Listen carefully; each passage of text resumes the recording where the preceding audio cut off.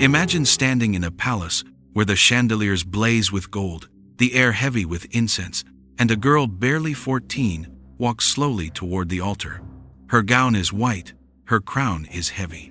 The man waiting for her is not a stranger. He is her uncle.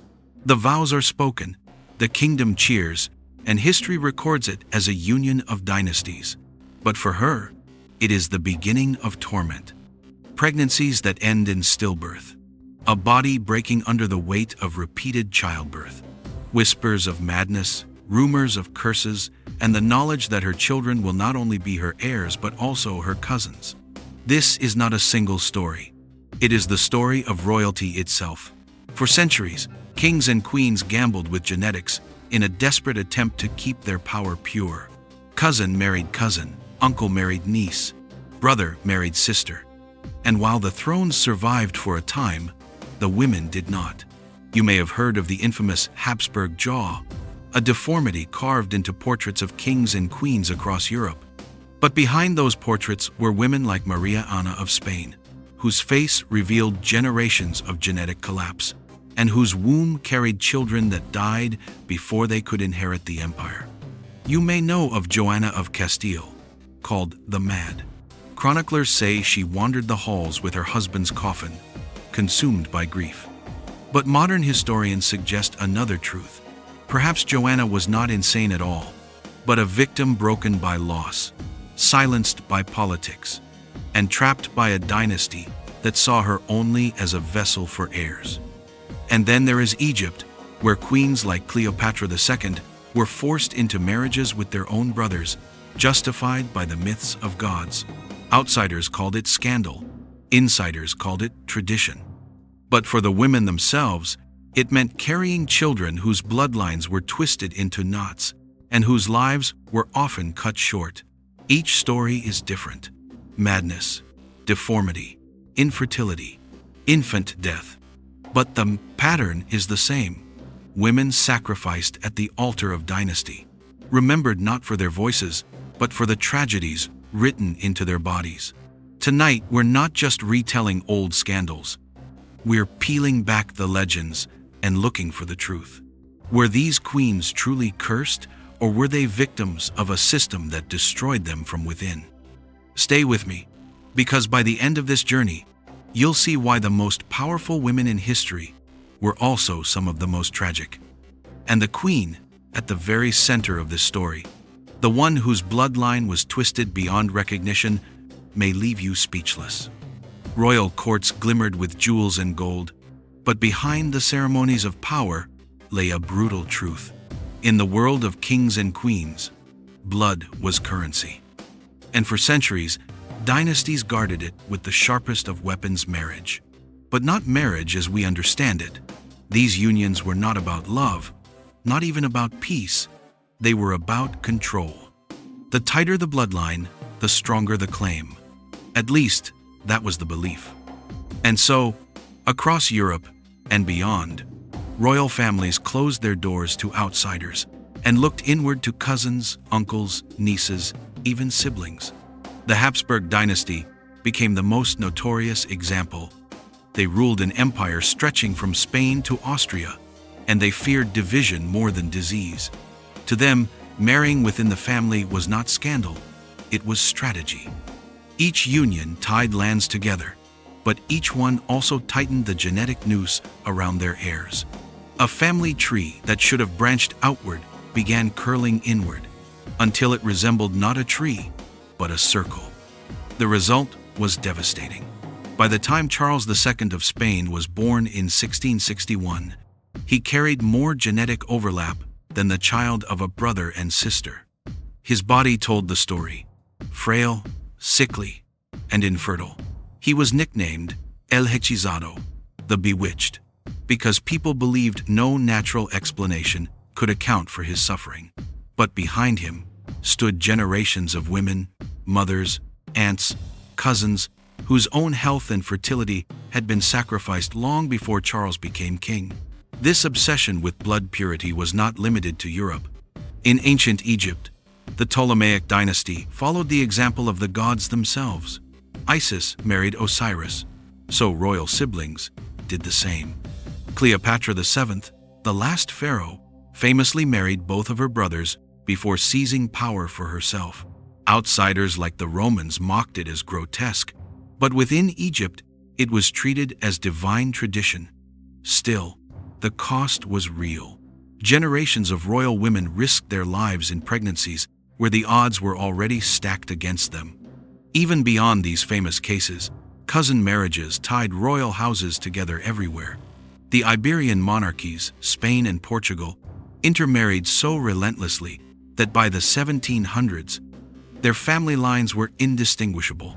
The Bourbons of France practiced their own cycles of cousin unions, ensuring that claims to the throne remained pure. In Britain, the Plantagenets and Tudors flirted with close marriages to secure fragile dynastic claims. For ordinary people, marriage to a close relative was taboo. For royals, it was destiny.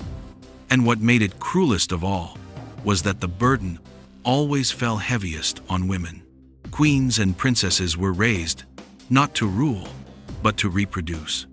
Their bodies were the battlegrounds of empire, and every birth or failure to give birth was recorded like a matter of state. Some women endured 10, 15, even 20 pregnancies, their health broken long before their lives ended. Others died in their teens, their names remembered only in genealogical charts. Still others were locked away, branded as barren or insane, when their bodies could no longer meet dynastic demands.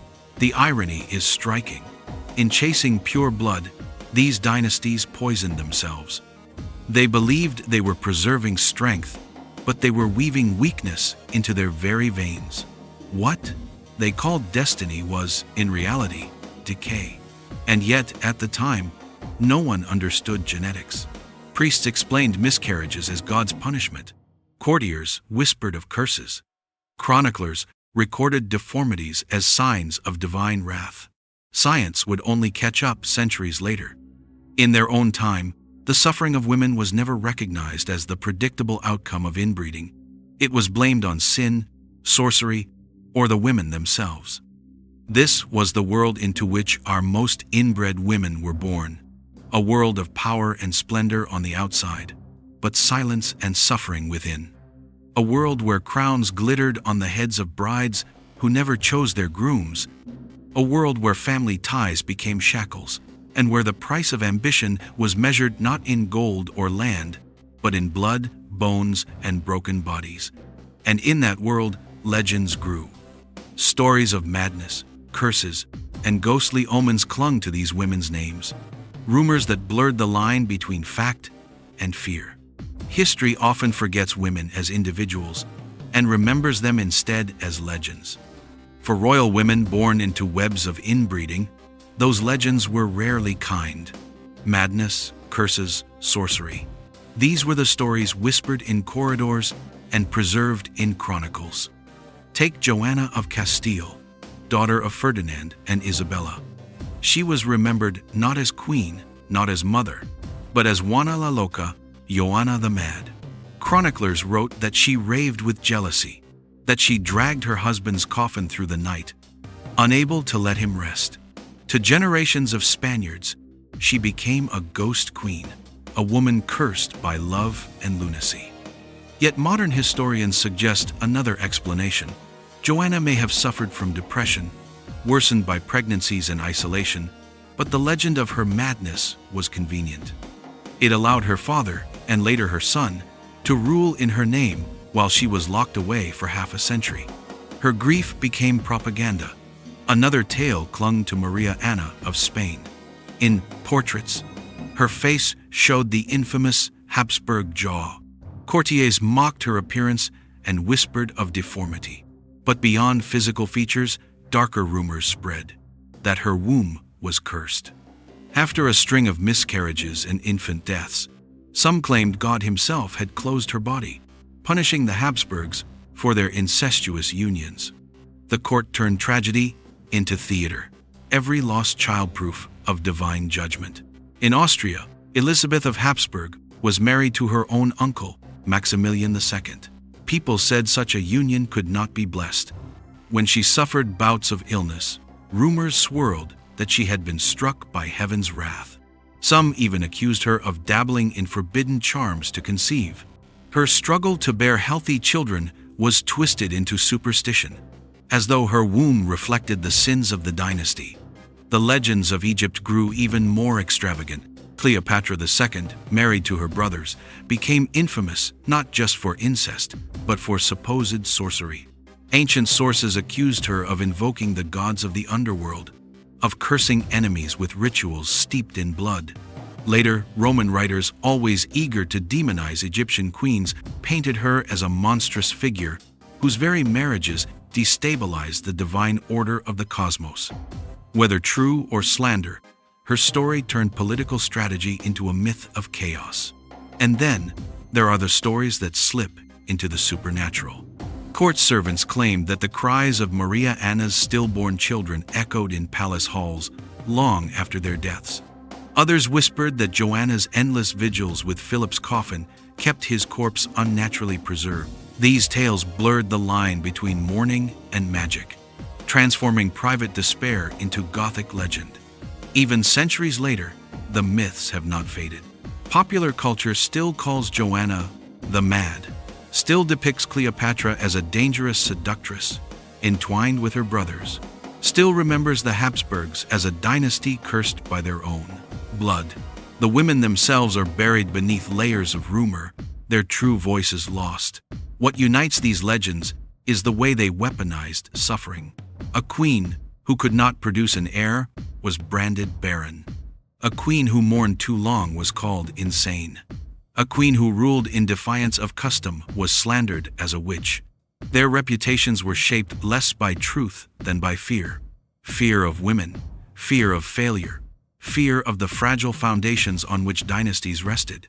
It is easy to dismiss these whispers as medieval superstition, but they served a purpose.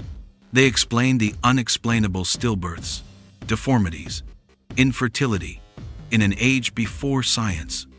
And they gave dynasties an excuse. If a queen failed, it was not the system that doomed her, but her own cursed nature. Yet legends, however cruel, endure. They outlived the women themselves. They became the stories we still tell, of mad queens, cursed mothers, and sorceress sisters. And they leave us with a haunting question. Were these women truly bewitched, barren, and mad? Or were those just the masks history placed over their pain? Legends can twist lives into myths, but records often tell a quieter, harsher truth. Behind the gossip of curses and madness are documents, portraits, and even genetic studies that reveal what really happened to history's most inbred women. Take Joanna of Castile. For centuries, she was remembered only as the Mad. Yet the evidence complicates that label. Royal decrees show her pregnancies recorded one after another, 6 in total, each leaving her weaker. Venetian ambassadors described her as troubled in spirit, but not without reason. A Burgundian chronicler noted her grief after Philip's death, but stopped short of calling her insane. Even more revealing are the legal documents. Her father Ferdinand, and later her son Charles V, both signed orders to keep her confined at Tordesillas for decades. Madness, it seems, was a political verdict as much as a medical one. The paperwork proves her tragedy wasn't only personal, it was orchestrated. Maria Anna of Spain leaves her testimony not in words, but in paint. Court portraits show her with the famous Habsburg chin, a jawline pushed so far forward it altered speech and chewing. Modern medical historians have measured these features across dozens of portraits, confirming the hereditary condition known as mandibular prognathism. Court physicians noted her repeated fevers, her exhaustion, and her lost pregnancies. Burial registers from Madrid list infant coffins interred within days of their births, many belonging to her children. Here, the evidence is cold, almost clinical rows of names, dates, and the silent testimony of tiny graves. Then there is Elizabeth of Austria, wed to her uncle. Surviving letters between court doctors describe her frailty of constitution, inherited from her family. They mention miscarriages, prolonged fevers, and attempts at remedies, herbs, prayers, pilgrimages, that did little to save her. Church dispensations, signed by popes themselves, show how deliberately the dynasty pursued these close marriages, bending canon law again and again. Each papal seal on parchment is evidence of complicity, spiritual approval stamped onto biological risk. The Ptolemaic queens of Egypt left their traces on stone and papyrus. Inscriptions confirm that Cleopatra II married two of her brothers in succession, and that Cleopatra III followed the same pattern. Greek and Roman historians, biased against Egypt, exaggerated these unions into scandal, yet archaeology confirms the practice was real. Tombs and genealogies reveal patterns of infant burials, children who did not live long enough to inherit, their short lives erased except for a line of hieroglyphs. The evidence suggests not divine punishment, but genetic collapse hidden beneath ritual. Modern science has sharpened the picture even more. In 2009, researchers reconstructed the Habsburg family tree, calculating what is known as the inbreeding coefficient. The results were staggering. By the time Charles II was born, his inbreeding coefficient was 0.25, the same as the hypothetical child of a brother-sister union. His mother, Mariana of Austria, herself heavily inbred, had a coefficient nearly as high. For the women of this dynasty, this meant higher risk of stillbirths, infertility, and early death. What rumor once called curses, science now calls probability. And it wasn't only the Habsburgs. Studies of Tutankhamun's family line in Egypt revealed through DNA testing that he was the product of sibling marriage. The fetuses found in his tomb, likely daughters of Tutankhamun and his half-sister wife, Ankhesenamun, showed congenital malformations. The evidence is physical, preserved in bone and DNA, echoing across millennia. But perhaps the most haunting evidence lies not in data, but in absence. Few letters survive from these women themselves. Joanna's surviving notes are brief, censored, or dismissed. Maria Anna's voice is preserved only through medical reports written by men. Cleopatra's perspective is lost beneath layers of hostile Roman propaganda. Silence is itself evidence of how thoroughly their stories were rewritten by others. Put all these records together, and the pattern is undeniable. The portraits show deformities. The burial records show endless infant loss. The papal dispensations show how deliberately the system was maintained. And the genetic studies confirm what those women must have known in their bones, that their suffering was not random, but the predictable result of dynasties turned inward. Yet evidence alone cannot capture the full weight of their lives. Documents may prove Joanna's confinement, but they cannot describe the loneliness of 50 years behind stone walls. Portraits may show Maria Anna's jawline, but they cannot show the tears shed over tiny coffins. Papal seals may confirm Elizabeth's marriage, but they cannot capture her fear on her wedding day. Still, the records strip away the excuses. These women were not cursed, nor hysterical, nor punished by heaven. They were casualties of dynastic obsession. And the proof is written in ink, paint, bone, and DNA.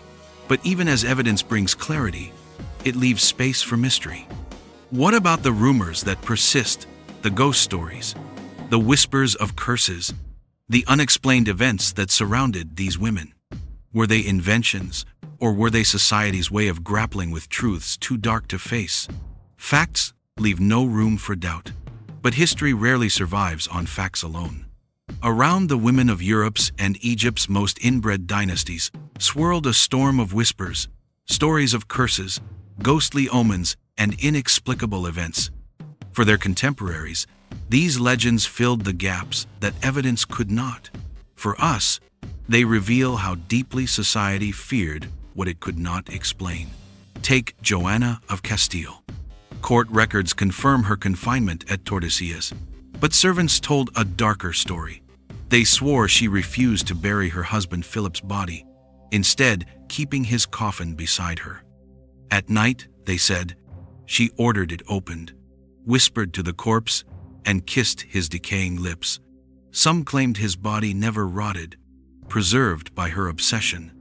Was this grief, madness, or the seed of a ghost tale meant to justify her imprisonment? Even today, tourists whisper that her spirit still wanders the halls, searching for Philip. Maria Anna of Spain carried her own legends. After multiple stillbirths, midwives claimed they heard cries that did not belong to the living. Nurses whispered that shadows moved in the nursery even when the cradle was empty. Each infant death was treated as a supernatural sign, the punishment of God, the vengeance of ancestors, or the curse of the Habsburgs themselves. In one story, when her child died during a storm, thunder cracked directly above the palace, as if the heavens themselves struck down the dynasty. No record can prove this, but the tale survived in whispers long after the storm had passed. The Habsburg curse became folklore across Spain and Austria. Ordinary peasants blamed the royals' strange unions for everything from famine to plague. Pamphlets mocked the family's twisted bloodlines, claiming heaven had cursed them for defying natural law. When Charles II, Maria Anna's son, was born weak and sickly, people believed he was Hechizado, bewitched. Physicians failed to explain his constant illness, so witches and sorcerers were blamed. At his baptism, some swore the holy water boiled as it touched him. Centuries later, historians point to genetic collapse, but for his mother's contemporaries, only dark magic could explain such a fragile king. The Ptolemaic queens of Egypt were surrounded by even stranger tales. Cleopatra II, who married two of her brothers, was accused of performing rituals of blood sacrifice to secure her throne. After civil war ripped through Egypt, enemies claimed she cursed her own family, summoning famine with spells. Roman chroniclers, eager to depict Egyptian queens as dangerous and monstrous, wrote that unnatural lights burned above the palace during her reign, omens of divine anger.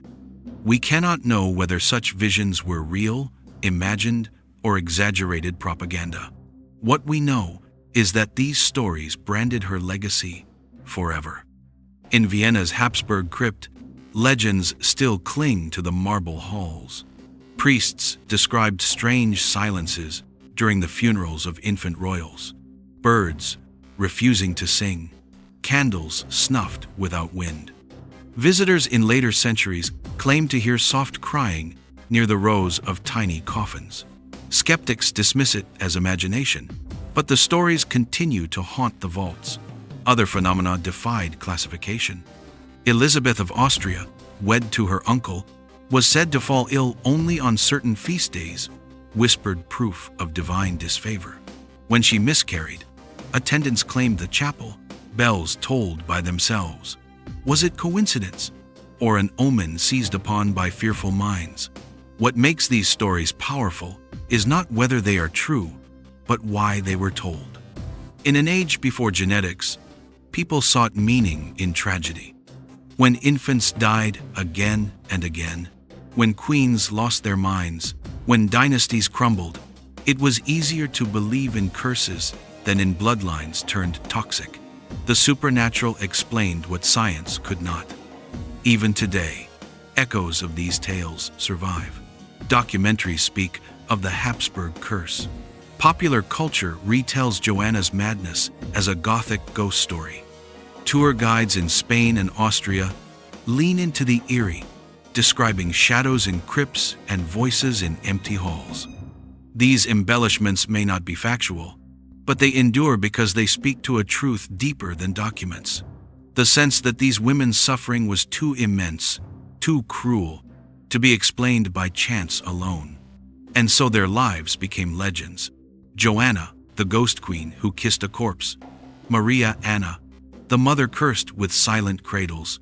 Cleopatra, the sorceress who brought famine. Elizabeth, the bride punished by heaven. Whether or not these things happened exactly as told is almost beside the point. The legends reveal what their contemporaries feared most, that dynasties could be destroyed not by armies, but by themselves. And this is where fact and fear meet. The records show genetic collapse. The legends tell of curses.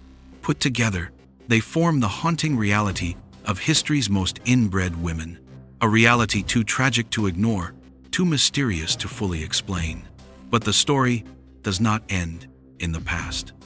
Their legacy has carried into our own time, through science, culture, and the way we still remember them today. Centuries have passed since the halls of Madrid, Vienna, and Alexandria echoed with whispers of curses. But the women caught in the webs of dynastic inbreeding have not been forgotten.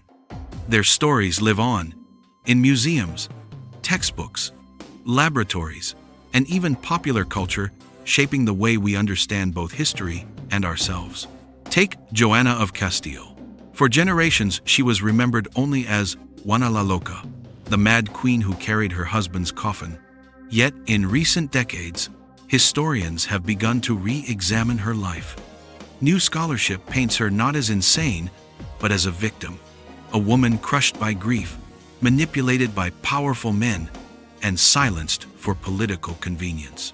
Plays, films, and even operas now reinterpret her story with empathy, presenting her as a tragic heroine rather than a ghost. In her transformation, we see a modern hunger to recover women's voices long erased by rumor. The Habsburgs remain a cultural symbol of inbreeding itself. The Habsburg Jaw has become shorthand in science and satire alike, appearing in genetic studies, medical lectures, and internet memes. But behind the caricature, scholars remind us of the real women, Maria Anna, Elizabeth, and others who carried the dynasty's burden in their own bodies. Their portraits, once painted to project majesty, now invite us to look closer, to see the genetic story written in bone and brushstroke. In Egypt, Cleopatra and her Ptolemaic sisters continue to captivate the imagination. Hollywood retellings lean into scandal, dramatizing the sibling marriages and framing Cleopatra as seductress or sorceress. Yet archaeologists and historians push back, revealing a more complex reality. Queens who wielded power in a brutal system, women who bore the price of traditions they did not choose. Their legacy has become a battleground between sensationalism and scholarship. Even in the scientific world, these women have left their mark. Geneticists use the Habsburg dynasty as a case study in consanguinity, mapping centuries of marriages to show how closely related unions affect fertility and health. DNA studies of Tutankhamun's lineage have confirmed that his family practiced sibling marriage, and the tiny fetuses buried in his tomb stand as haunting biological evidence. In a sense, these royal women have become part of medical history as much as political history, examples in classrooms, cautionary tales in journals. Museums and crypts also preserve their memory. Visitors to the Habsburg Vault in Vienna see rows of tiny coffins, infants who never lived long enough to rule. In Spain, the fortress of Tordesillas, where Joanna was imprisoned, draws tourists who imagine the queen pacing her rooms, her voice lost to stone. These sites are not just historical, they are emotional landscapes, reminders of the price of ambition. And in digital culture, their stories continue to resonate. Documentaries, podcasts, and viral videos retell their tragedies, often in gothic tones. The idea of the cursed bloodline remains magnetic, drawing millions of views. But alongside sensationalism, there is also empathy. Audiences today are increasingly asking not just what happened to these women, but what it felt like. This, perhaps, is the most enduring legacy of all. History's most inbred women are no longer remembered solely as monsters, witches, or madwomen. They are being reclaimed as human beings, victims of systems that consumed their lives in the name of purity and power. Their portraits now evoke not just curiosity, but compassion. And yet, the fascination endures because their stories still touch something raw in us. They force us to confront our own obsessions with legacy, with control, with the illusion of purity. They remind us that the pursuit of power often leaves behind broken bodies and silenced voices. But what does that say about us today? Do we truly see them differently, or do we still consume their suffering as entertainment? much like their contemporaries did centuries ago. Crowns sparkle in portraits. Thrones gleam in museums. Dynasties still shine in the pages of history books. But behind those polished symbols were women whose bodies carried the real weight of empire and broke beneath it. Joanna of Castile, remembered for madness when her grief was likely weaponized. Maria Anna of Spain, painted with a jawline that betrayed generations of genetic collapse. Elizabeth of Austria, bound to her uncle in the name of duty, her womb treated like a treaty. Cleopatra II, branded a sorceress because her dynasty imitated the gods in ways outsiders could not understand. Different women, different centuries, different worlds, yet all linked by the same thread, their lives twisted by dynasties, obsessed with purity, their suffering explained away by curses, their voices drowned by rumor. The legends we inherit of ghost queens, cursed mothers, bewitched brides still echo, but when we peel them back, what remains is raw, more human. These women were not monsters. They were not omens. They were not warnings written by the heavens. They were human beings, trapped in cages of blood and tradition. And maybe that is the darkest legacy of all. Not the deformities, not the stillbirths, not the madness, but the silence. The way history turned their pain into spectacle, then into myth, leaving us with stories that entertain but rarely empathize. Even today, their portraits look at us across time, eyes dulled by artists' brushes, bodies encased in brocade. We stand before them, safe in our modern world, and ask, were they truly cursed, or were they sacrificed? The answer may be both. They lived at the crossroads of biology and belief, where inbreeding carried its toll and superstition magnified its shadow. They are reminders that power, when obsessed with control, often devours its own heirs. So here is the question for you. When you hear the name the Mad Queen, the Cursed Mother, or the Inbred Princess, what do you see? A legend? A cautionary tale? Or a woman who deserved compassion, not condemnation? Tell me in the comments, do you see them as tragic victims of dynasties, or as symbols of power gone wrong? And if these hidden histories left you haunted, don't forget to like, share, and subscribe to Hidden History Vault, because the past is never silent. It whispers in portraits, in crypts, in myths, waiting for us to finally listen.